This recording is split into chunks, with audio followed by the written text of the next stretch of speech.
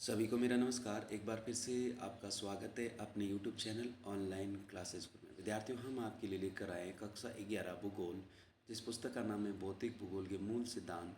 इनका जो अध्याय है 14 और अंतिम अध्याय, पाठ जिसे 14 बोल सकते हैं, जैव विविधता और संरक्षण। इनके जो सभी अभ्यास प्रश्न हैं, सभी अभ्यास प्रश्नों के उत्तर इस वीडियो के माध्यम से हम आपको प्रोवाइड करवा रहे हैं। तो यहाँ पर देख सकते हैं बहुविकल्पीय जो प्रश्न है, विद्यार्थियों देख लीजिएगा। पहला प्रश्न है जैव विविधता का संरक्षण किसके लिए महत्वपूर्ण है। तो इसमें करेंगे डी, सभी जीव। चार ऑप्शन दे रखे ए बी सी डी, तो इसमें डी है सभी जीव, ये करेक्ट आंसर रहेगा। नेक्स्ट विद्यार्थियों, यहाँ पर हम देख सकते हैं प्रश्न संख्या आपके 2 है, संकटग्रस्त जातियाँ वे हैं जो, तो यहाँ पर इसमें भी डी करेंगे, विलुप्त होने के खतरे से जूझ रही हैं। नेक्स्ट देखिएगा प्रश्न संख्या 3, राष्ट्रीय पार्क और अभ्यारण्य किस उद्देश्य से स्थापित किए जाते हैं। तो इसका उत्तर लिखेंगे डी। क्या लिखेंगे, इसमें भी आपको डी करना है, संरक्षण। पहले में भी डी, दूसरे में भी डी और तीसरे में भी डी। नेक्स्ट देखिएगा। नेक्स्ट ये आप देख सकते हैं प्रश्न 4 है, जैव विविधता किसमें अधिक समृद्ध होती है।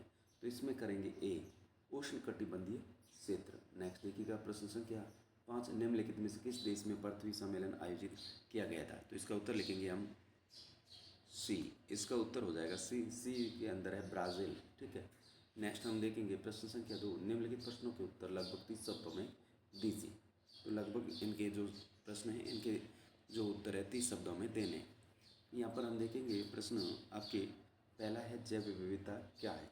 तो जैव विविधता से तात्पर्य पृथ्वी पर पाए जाने वाले जीवों की विभिन्न प्रजातियों और उनकी आनुवंशिक विविधता और उनके पारिस्थितिकी तंत्र की संपूर्ण विविधता से जो सूक्ष्म जीवों से लेकर विशाल पौधों और जंतुओं तक फैली हुई हैं, उन्हें जैव विविधता कहते हैं। नेक्स्ट देखिएगा प्रश्न दूसरा प्रश्न है 2 का दूसरा, जैव विविधता के विभिन्न स्तर क्या हैं। तो इसका उत्तर लिखेंगे जैव विविधता के मुख्य रूप से 3 स्तर हैं, आनुवंशिक विविधता, प्रजाति विविधता और पारिस्थितिक तंत्र विविधता। तो ये 3 स्तर आपको लिखने हैं। फिर नेक्स्ट देखिएगा। नेक्स्ट प्रश्न दूसरे का तीसरा, हॉट स्पॉट से आप क्या समझते हैं। तो इसका उत्तर लिखेंगे हॉट स्पॉट ऐसे क्षेत्र होते हैं जहाँ जैव विविधता अत्यधिक मात्रा में पाई जाती है और साथ ही उन प्रजातियों पर विलुप्त होने का भारी खतरा मंडरा रहा होता है, यानी उच्च स्थानिक प्रजातियां और गंभीर संकट। नेक्स्ट देखिएगा। नेक्स्ट जो प्रश्न है 4, मानव जाति के लिए जंतुओं के महत्व का संक्षेप में उल्लेख कीजिए। तो इसका उत्तर लिखेंगे जंतु मानव जाति के लिए पारिस्थितिक संतुलन बनाए रखने, खाद्य सुरक्षा, दूध, मांस आदि, कृषि, हल जोतना, खाद और चिकित्सा संसाधनों के साथ साथ प्राकृतिक श्रृंखला को सुचारू रूप से चलाने में जो है महत्वपूर्ण भूमिका निभाते हैं। नेक्स्ट देखिएगा। नेक्स्ट विद्यार्थी प्रश्न है, विदेशी प्रजाति से आप क्या समझते हैं। तो इसका उत्तर करने से पहले जिन्होंने वीडियो को लाइक नहीं किया तो प्लीज़ वीडियो को लाइक कीजिएगा और चैनल को सब्सक्राइब कीजिएगा। आप नए हैं तो चैनल को सब्सक्राइब कीजिएगा और वीडियो अच्छा लगा तो अपने दोस्तों के साथ शेयर कीजिएगा। तो इसी का उत्तर देख लीजिएगा विद्यार्थियों। ऐसी प्रजातियां जो किसी विशिष्ट क्षेत्र या मूल निवास स्थान से बाहर किसी अन्य भौगोलिक क्षेत्र में लाई जाती हैं या पहुंचा जाती हैं, उसे विदेशी प्रजाति कहा जाता है। कई बार ये स्थानीय प्रजातियों के लिए हानिकारक साबित होती हैं। नेक्स्ट देखेंगे। नेक्स्ट जो प्रश्न है 3, निम्नलिखित प्रश्नों के उत्तर लगभग 150 शब्दों में दीजिए। तो पहला प्रश्न है, प्रकृति के निर्माण में जैव विविधता की क्या भूमिका है। तो इसका उत्तर लिखेंगे प्रकृति के निर्माण और उसके अस्तित्व में जैव विविधता की अत्यंत महत्वपूर्ण भूमिका है। जैव विविधता केवल जीवों की संख्या नहीं बल्कि पारिस्थितिकी तंत्र की कार्यप्रणाली का आधार है।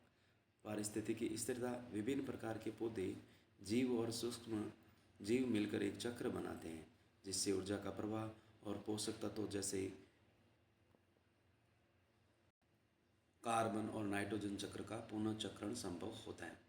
पर्यावरण संतुलन, पौधे वायुमंडल को शुद्ध करते हैं, जलवायु को नियंत्रित करते हैं और जल चक्र को बनाए रखते हैं। नेक्स्ट देखिएगा इसी का उत्तर, आर्थिक और जैविक लाभ।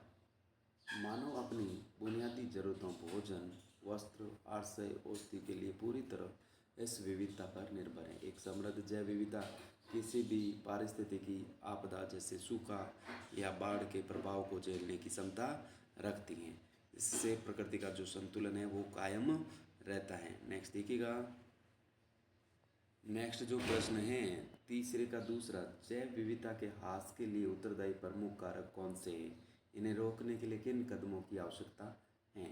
तो इसका उत्तर लिखेंगे, जैव विविधता ह्रास के प्रमुख कारक आवास विनाश, वनों की कटाई, शहरीकरण और औद्योगिकरण के कारण प्राकृतिक जो आवास है इनके वो नष्ट हो रहे हैं। अतिशोषण, प्राकृतिक संसाधनों, शिकार और मछली पकड़ने की अत्यधिक गतिविधियों के कारण कई प्रजातियां विलुप्त होने की कगार पर पहुंच गई हैं। नेक्स्ट देखेंगे इसी का उत्तर दूसरी, जलवायु परिवर्तन और प्रदूषण, वैश्विक तापन और पर्यावरण प्रदूषण ने कई प्रजातियों के अनुकूलन को खतरे में डाल दिया है। नेक्स्ट लिखेंगे, विदेशी प्रजातियों का आक्रमण, बाहरी प्रजातियों के प्रवेश से स्थानीय प्रजातियों का जो अस्तित्व वो खतरे में बढ़ जाता है। रोकथाम के उपाय, इसमें लिखेंगे प्राकृतिक आवासों और जंगलों का संरक्षण किया जाना चाहिए। राष्ट्रीय उद्यान, वन्य जीव अभयारण्य और बायोस्फीयर रिजर्व की स्थापना और उनकी सख्त सुरक्षा होनी चाहिए। बिंदु लिखेंगे 3, शिकार और अवैध व्यापार पर कड़े कानूनी प्रतिबंध लगाए जाने चाहिए। नेक्स्ट लिखेंगे जन जागरूकता फैलाकर सतत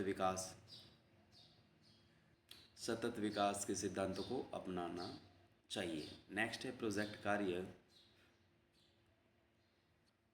कार्य का जो पहला प्रश्न है, प्रोजेक्ट यह एक व्यवहारिक गतिविधि है जिसे आपको अपने राज्य अर्थात राजस्थान के राष्ट्रीय उद्यानों जैसे रणथंभौर, केवलादेव अभयारण्य और बायोस्फीयर रिजर्व के नाम एकत्रित करके भारत के मानचित्र पर दर्शाना है। नेक्स्ट देखिएगा, तो इस प्रकार से विद्यार्थियों जो आपके लास्ट और अंतिम जो चैप्टर था, अध्याय था, उनके सभी अभ्यास प्रश्नों के उत्तर इस वीडियो के माध्यम से आपको प्रोवाइड करवा दिए गए। वीडियो कैसा लगा कमेंट करके बताइएगा। Thanks for watching. वीडियो देखने के लिए धन्यवाद।